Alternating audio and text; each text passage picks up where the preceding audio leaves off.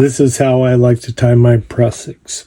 What I'll do is I'll take the length of rope and I'll lay the two tails away from each other and horizontal.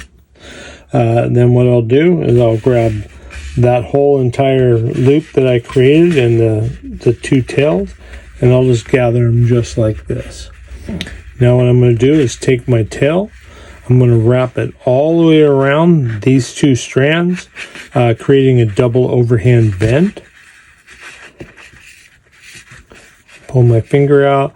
And I want to keep my tails fairly small, so what I'll do is as I pull it tight, I'll just keep working that knot forward to keep that tail fairly small. I don't want to get in the way of my system.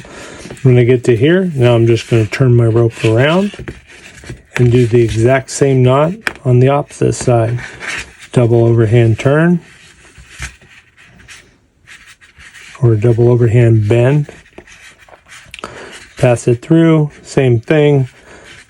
Just keep a hold of that tail and just work that knot forward, keeping that tail short. When I get to here, now what I can do is I can pull these two ropes together, pull it tight. What it does is it creates two X's on each side and creates 4 straight strands on the opposite. This lets me know the knot's tied correctly.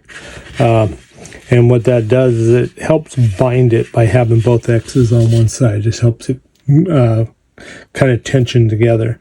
When I get to here, now I have my Prusik, but I do it this way so it's adjustable.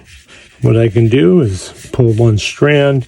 You can see it adjusts here. If I want to put a carabiner or something in this, it creates an attachment point while I use this to wrap around my rope for my rope grab.